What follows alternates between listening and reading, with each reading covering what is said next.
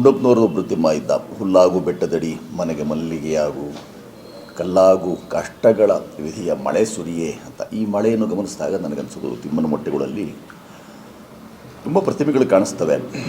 ಮಳೆ ಯಾವುದ್ರದ್ದು?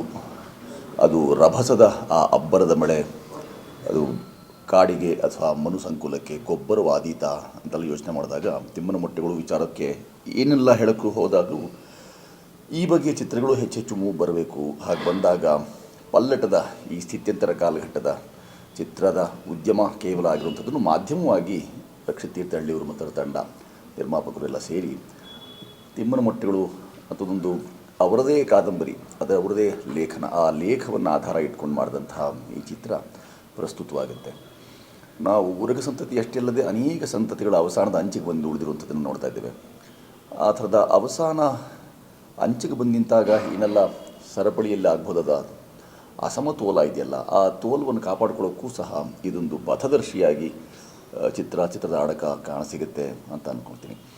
ನಮ್ಮಲ್ಲಿ ದುರಂತವೇನು ಅಂತಂದರೆ, ಈ ಚಿತ್ರವನ್ನು ಉದ್ಯಮ ಅಂತ ಮಾಡ್ಕೊಂಡಿರಬೇಕಾದಾಗ ರಸಗ್ರಹಣಕ್ಕೆ ಹೆಚ್ಚು ನಾವು ಒತ್ತು ಕೊಟ್ಟಿಲ್ವಾದ್ದರಿಂದ ನೋಟಕರ ಸಂಖ್ಯೆ ಬಹಳ ಕಡಿಮೆ ಅಂತ ಯಾವಾಗಲೂ ಅನಿಸಿದ್ದಿದೆ. ಮಾಧ್ಯಮದ ಮುಖಾಂತರ ಅರಿಕೆ ಮಾಡ್ಕೊಳ್ಳೋದೇನು ಅಂತ ಹೇಳಿದ್ರೆ, ಇಂಥ ಚಿತ್ರ ಹಲವು ಪ್ರಥಮಗಳಿರುವಂಥದ್ದಕ್ಕೆ ಹೆಚ್ಚು ಒತ್ತು ಕೊಡಬೇಕು, ಒತ್ತಾಸೆಯಾಗಿ ನಿಲ್ಲಬೇಕು. ವೀಕ್ಷಿಸೋದ್ರ ಮುಖಾಂತರ ಎಲ್ಲರೂ ಎಲ್ಲ ಚಿತ್ರಗಳಿಗೂ ನಮ್ಮದು ತುಂಬ ಶ್ರೇಷ್ಠ ಅಂತ ಹೇಳ್ಕೊಳ್ಳೋದೇ ಸಾಮಾನ್ಯವಾಗಿ ವಾಡಿಕೆ. ಆದರೆ ಈ ಚಿತ್ರ ಅವರು ಧೈರ್ಯವಾಗಿ ಹೇಳ್ಕೊಳ್ಬೋದು ಬಹಳ ಒಳ್ಳೆಯ ಚಿತ್ರವನ್ನು ಮಾಡಿದ್ದಾರೆ ಅಂತ. ಯಾಕಂದರೆ ಅಡಕದ ವಿಚಾರಕ್ಕಾಗಿ ಉರಗ ಸಂತತಿ, ಅದರಲ್ಲೂ ಕಾಳಿಂಗ ಸರ್ಪ, ಈ ಕಾಳಿಂಗ ಸರ್ಪ ಮತ್ತು ಅದಕ್ಕೆ ಶೋಧ ಅಂತ ಬಂದಾಗ ಅದು ಎಷ್ಟು ಮಟ್ಟಿಗೆ ಸರಿ ಅಥವಾ ಸರಿ ಇಲ್ಲ ಅನ್ನೋದನ್ನು ತುಂಬ ತೌಲನಿಕವಾಗಿ, ತುಂಬ ಮಾರ್ಮಿಕವಾಗಿ ರಕ್ಷಿತರು ಅದನ್ನು ರಕ್ಷಿಸುವ ಕೆಲಸವನ್ನು ಮಾಡಿದ್ದಾರೆ. ಈ ಉರಗ ಸಂತತಿ ಒಮ್ಮೆ, ಅದರಲ್ಲೂ ಕಾಳಿಂಗ ಸರ್ಪ ಸಂತತಿ, ಈಗ ತಜ್ಞರೆಲ್ಲ ಹೇಳ್ತಿರೋ ಪ್ರಕಾರ ಏನಾಗಿದೆ, ಸಂಖ್ಯಾ ಹೆಚ್ಚಳ ಆಗಿರೋದ್ರಿಂದ ಅದು ಆಗ್ಬೋದಾದಂಥ ಅವಘಡಗಳೇನು ಅಥವಾ ಕಡಿಮೆ ಆದಾಗ ಆಗ್ಬೋದಂಥ ತೊಂದರೆಗಳೇನು, ಇವೆಲ್ಲದರ ಬಗ್ಗೆ ತುಂಬ ತಳಸ್ಪರ್ಶಿ ಅಧ್ಯಯನವನ್ನು ತಜ್ಞರು ಮಾಡಿದ್ದಾರಾದ್ದರಿಂದ ಆ ಎಲ್ಲವನ್ನು ಮೇಳವಿಸ್ಕೊಂಡಂಥ ಒಂದು ಅಡಕವನ್ನು ರಕ್ಷಿತ್ ತೀರ್ಥಹಳ್ಳಿಯವರು ತಮ್ಮ ತಿಮ್ಮನ ಮೊಟ್ಟೆಗಳು ಅಂತ ಕರೀತಾರೆ. ಮೊಟ್ಟೆ ತಿಮ್ಮನದಲ್ಲ, ಆದರೆ ತಿಮ್ಮ ಮೊಟ್ಟೆನ ಅರಸಿ ಹೋದಾಗ ಅವನಿಗೆ ಹರಸಿ ಬಂದದ್ದೇನು ಅನ್ನೋದನ್ನು ತುಂಬ ಕುತೂಹಲ ಭರಿದ ಒಂದು ಕಥನದ ಮುಖಾಂತರ ರಕ್ಷಿತ್ ತೀರ್ಥಹಳ್ಳಿ ಹೇಳೋ ಪ್ರಯತ್ನ ಮಾಡಿದ್ದಾರೆ. ಇಂಥ ಪ್ರಯತ್ನಗಳು ಸಫಲವಾಗಬೇಕು, ಇಂಥ ಪ್ರಯತ್ನಗಳು ಹೆಚ್ಚು ಅವರಿಗೆ ಪ್ರೇರೇಪಣೆಯನ್ನು ಕೊಡಬೇಕು ಅಂತಂದಾಗ ಹೆಚ್ಚು ಜನರು ಅದನ್ನು ವೀಕ್ಷಿಸಿ ಅವರನ್ನು ಆಶೀರ್ವದಿಸುವ ಕೆಲಸವನ್ನು ಮಾಡಬೇಕು.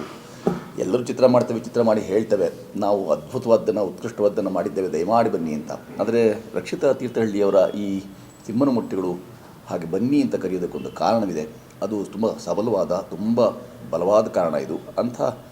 ಇಂಥ ಸಬಲ ಕಾರಣಗಳು ಇಟ್ಕೊಂಡು ಮಾಡುವಂತಹ ಮಾಧ್ಯಮದ ಸದ್ಬಳಕೆ ಆಗುವಂಥ ಇಂಥ ಯಾವುದೇ ಅಡಕ, ಇಂಥ ಯಾವುದೇ ಪ್ರಸ್ತುತಿಗೆ, ಅದು ಸಾಮಾನ್ಯವಾಗಿ ಸಿನಿಮಾ ಅಂದರೆ ಗೊತ್ತು ಆತ್ಮಸ್ತುತಿ ಅಂತ, ಈ ಸ್ತುತಿಯನ್ನು ಪಕ್ಕಕ್ಕಿರಿಸಿ ಪ್ರಸ್ತುತಿಯಲ್ಲೂ ಒಂದು ಉಪಸರ್ಗ ಮತ್ತು ಸ್ತುತಿ ಅಂತ ಹೇಳಿ ನಮ್ಮ ಆಹಾರ ಸರಪಳಿ ಅಥವಾ ಜೈವಿಕ ಕೈಂಕರ್ಯ ಏನಿದೆ ಅದರಲ್ಲಿ ಕಾಡು, ಮನುಷ್ಯ, ಅದರ ಸಂಘರ್ಷ, ಈ ಎಲ್ಲ ಸಂಘರ್ಷಗಳ ನಡುವೆ ನಾವಿಲ್ಲಿದ್ದೇವೆ, ನಾವು ಏನಾಗಬೇಕು ಅನ್ನೋದಕ್ಕೆ ತೋರು ಬೆರಳಾಗಿ ನನಗೆ ತಿಮ್ಮನ ಮೊಟ್ಟೆಗಳು ಕಾಣಸಿಗುತ್ತೆ. ಅಂಥ ತೋರು ಬೆರಳಿನ ಸಾಹಸ ತಿಮ್ಮನ ಮೊಟ್ಟೆಗಳು ಮತ್ತು ಅದು ಕೈ ಹಿಡಿಯಲಿ, ಜನ ಹೆಚ್ಚೆಚ್ಚು ವೀಕ್ಷಿಸಿ ಅದನ್ನು ಅಂತರ್ಗತ ಮಾಡ್ಕೊಳ್ಳುವಂಥ, ಅನುಸಂಧಾನ ಮಾಡುವಂಥ ಅಥವಾ ಹೆಚ್ಚು ಅದನ್ನು ಬಳಸುವಂಥ, ನಾವಿಲ್ಲಿದ್ದೇವೆ ಅಂತ ಅರಿಯುವ ಕೆಲಸವನ್ನು ಮಾಡಿ, ಇದು ಅರಿವಿಗಾಗಿ ಮಾಡಿದ ಚಿತ್ರ ಇದು.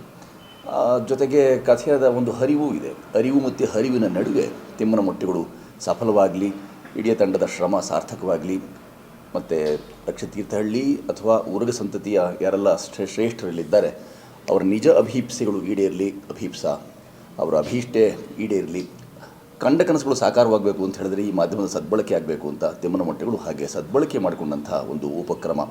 ಆ ಸಾಹಸಕ್ಕೆ ಜಯವಾಗಲಿ ಅಂತ ಹೇಳ್ತೀನಿ. ನಮಸ್ಕಾರ.